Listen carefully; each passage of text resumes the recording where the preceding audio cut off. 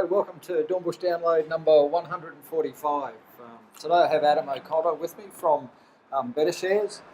I suppose it was about 8 months ago we had David Bassanet. David Bassanet's chief economist. Yeah, chief economist that came up and did a seminar with us, and Adam's doing a couple of seminars for us today. So I thought I'd drag him out and put him through his paces on our download. Interesting day today, Adam. Market's down about 50.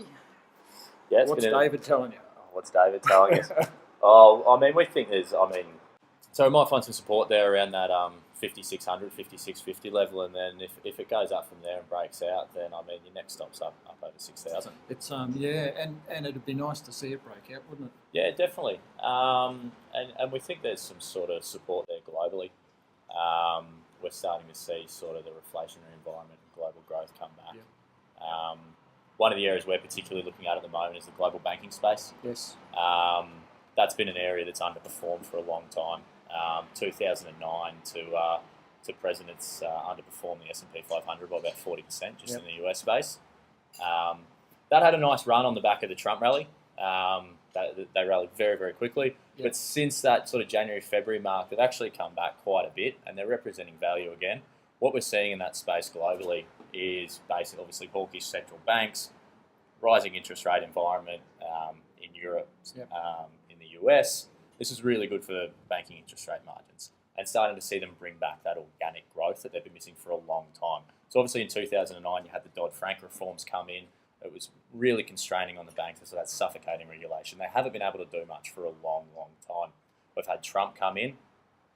He's talking about tax cuts. The tax cuts look like if they do come through, they're going to benefit the banking sector the most. He's also had talk of repealing the Dodd-Frank's reforms. But what we've had with that is the recent bank stress tests. It's the first time since they were put in 2011 that all 34 tested institutions have passed. Okay.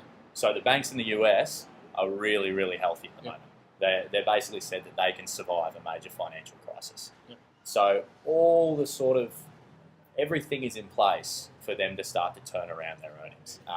And we think, in a world where there isn't a lot of value around, this is a space where you're actually seeing some value with some tailwinds and some potential for some organic growth. Oh, very good.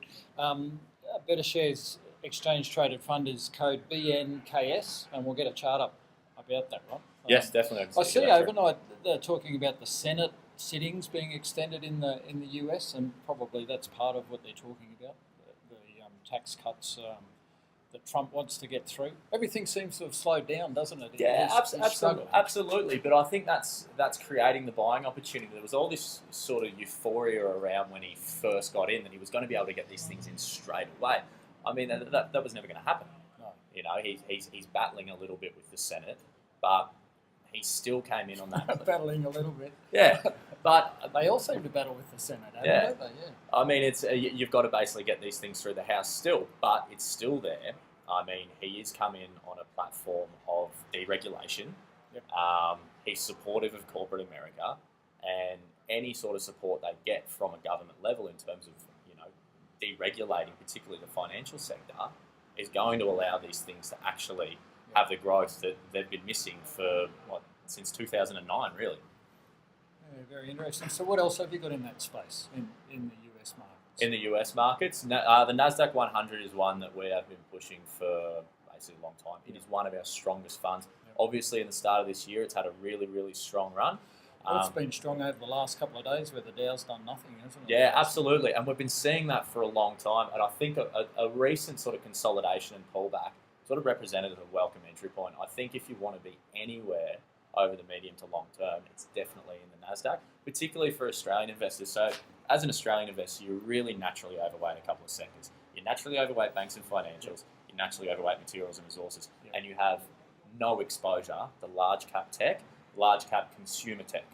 When you go and add the Nasdaq to your portfolio, you're getting exposure to thematics, you're getting exposure to companies that you don't otherwise naturally have as an Australian investor. So it's a really, really good diversifier. And for me, you're buying companies that are the new world economy. You're buying into things They're the disruptors, aren't they? Well, you've got Amazon. Amazon's barely scratched the sides of what it can do on a global scale. It's massive in America. 48% of all e-commerce sales in America go through Amazon.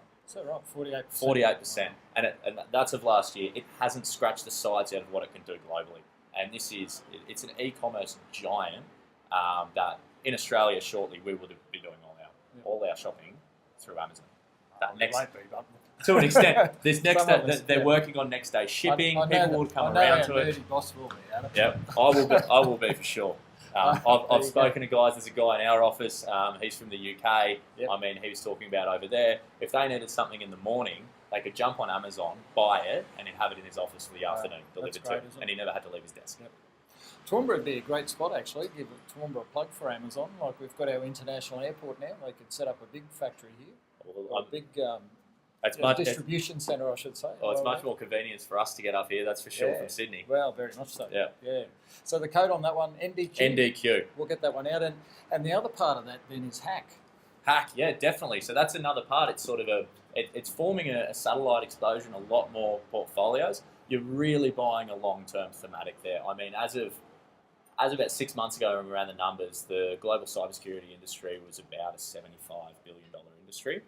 Conservative estimates have that somewhere close to 200 billion by 2020. Yep. And I mean, we're seeing that's 3 times. Yeah, we're seeing that you open the newspaper every few months, there's a major cybersecurity hack. It's a huge problem for organisations globally, and the more they have to spend on it, obviously, the more revenues generated for these companies. It's a basket of stocks. And it's a little bit diversified too, isn't it? There's Israel in there. And, absolutely. And so it's Europe something well, that you wouldn't. Israel's actually the sort of epicenter for a lot of these emerging cybersecurity companies. Yeah. A lot of the best brains in cybersecurity globally are coming out of Israel. So even a lot of the US listed stuff in Silicon Valley, they're a lot started by Israelis. Okay. So they're sort of driving things from the ground up, and obviously we're buying a basket. You sort of don't run that sort of single stock risk. It can be kind of like a rising tide lift all boats environment if you're playing with thematic. Yeah, very good. Well, there you go. That'll be us for. There you go. Waffled on enough, Adam. A little bit, yeah.